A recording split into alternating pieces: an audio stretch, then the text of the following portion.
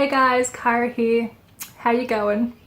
I thought after my last video about writing a poem with me in 10 minutes that I would do a little follow-up video just talking about how I came up with that poem.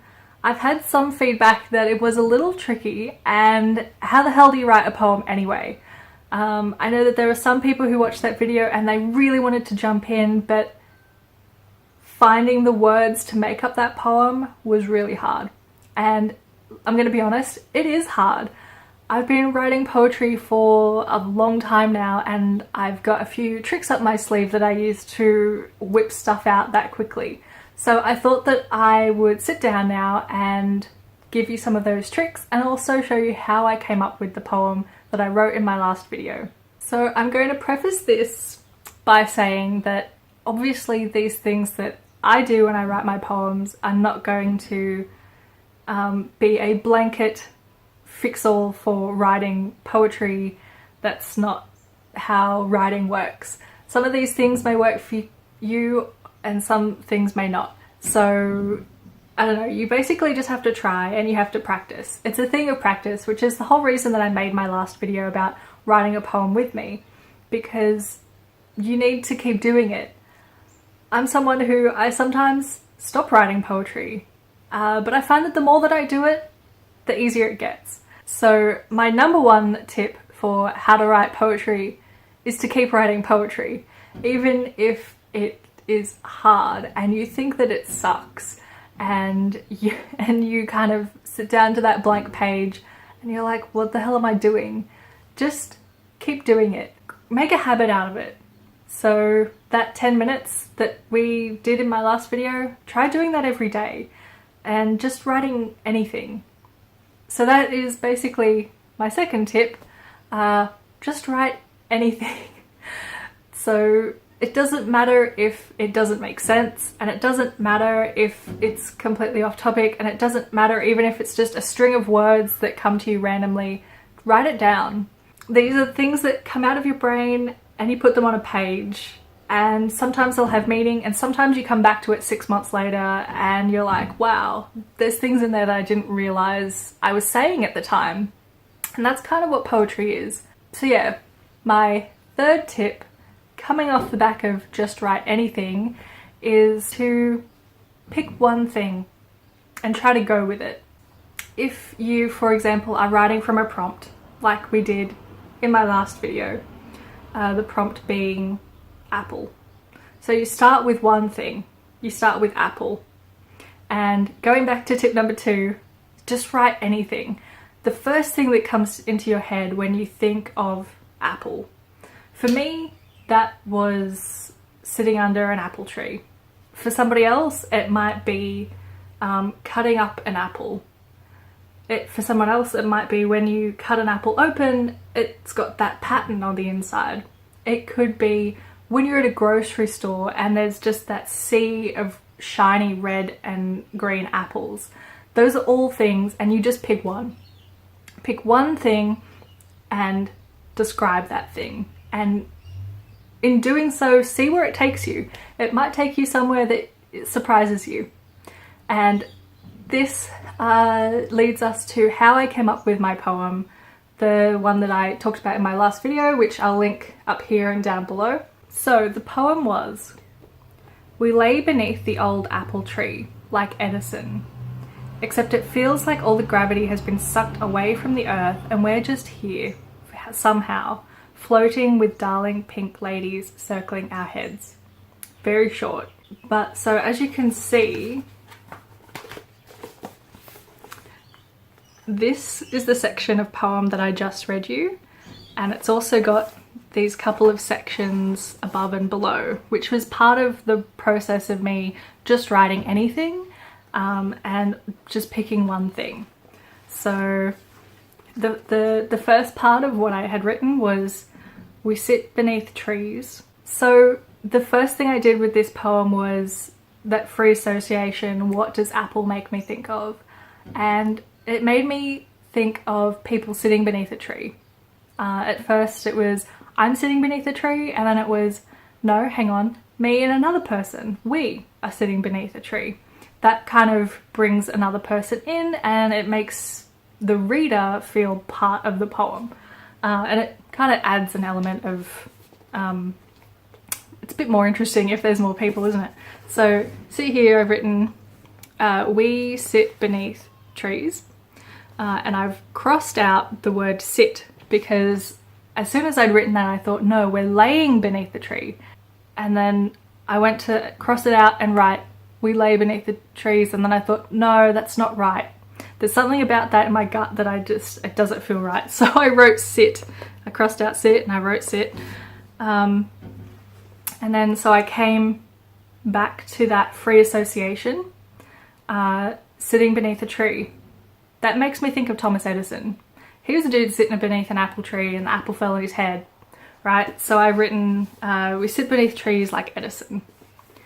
And then here, Edison made me think of gravity because he's sitting beneath the apple tree and he discovers gravity, right? So again, it's just associating one thing with another. So then I wrote, the gravity of our breathing, lifting us up and grounding us at the same time. And so I had that idea of gravity going around in my head, but then I wrote that and I thought, you know what, I don't like that. So I'm going to start again, but I did like the beginning.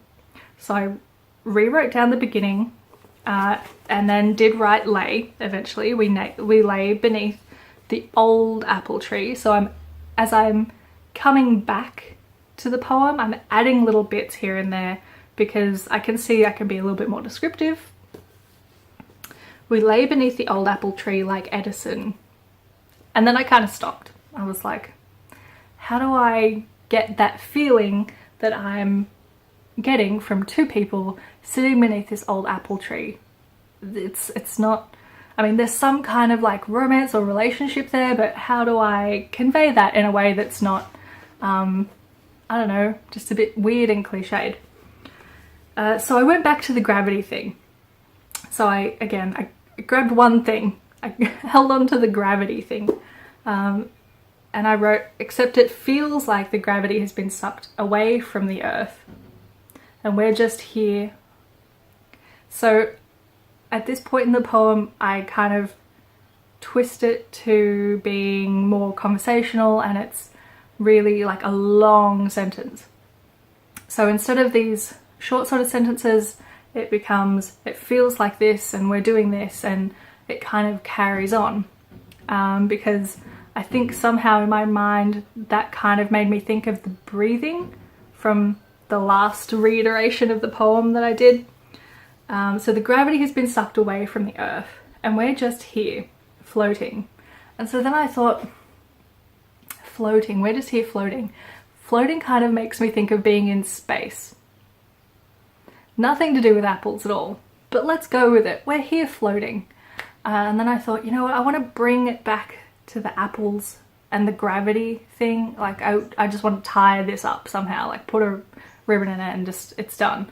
I started thinking about the apples. How can I bring the apples back in? I thought pink lady apples. I like pink lady apples.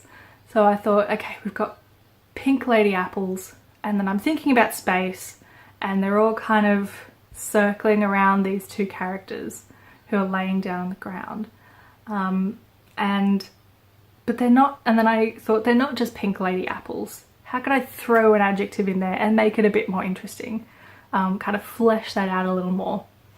Pink ladies. The word ladies, then I thought, okay, something a bit more feminine. So then I thought darling. So then I came up with darling pink ladies circling our heads, coming back to that space idea. So then I read through that and I was like, good. And then I kept going. So I kept going. Do you remember the first bite? And then I was like, okay, that's getting a bit sexual, I think.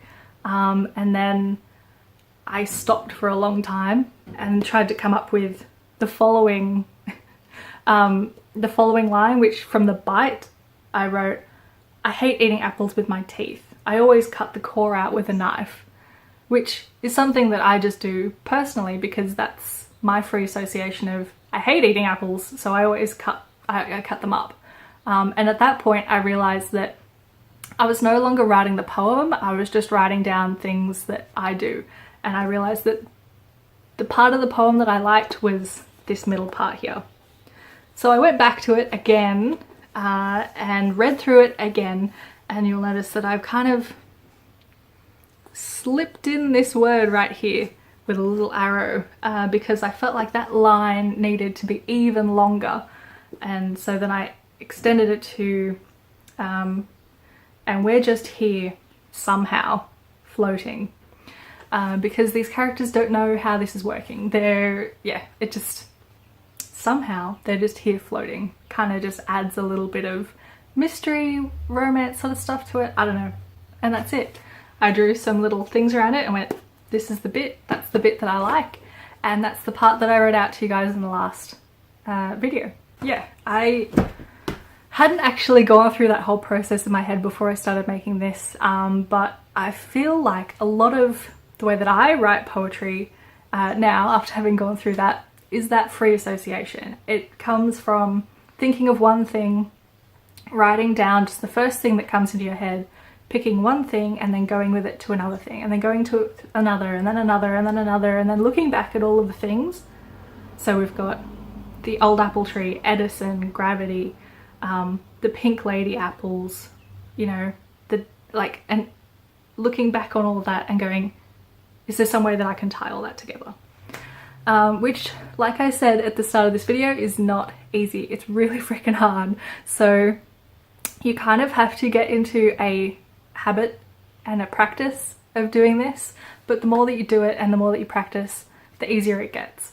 And so yeah, I got some good feedback from my last video about this being a good exercise, so I think I'll definitely do more of these in the future, and I hope this video has helped you guys to kind of pick up some different techniques of how you can actually write a poem.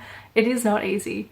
Yeah, if you're someone who's interested in writing more poetry, then I implore you, keep practicing and keep coming back to these videos where we can write a poem together and share that. So that's it for this video. I hope you found it helpful. I've found it helpful to sit down and think about my own practice like this. I don't usually, but it's been good. It's been nice. I hope it's been nice for you guys. Yeah, I'm gonna wrap it up now. Thanks for being here, and I'll see you next time, guys. Happy writing and reading.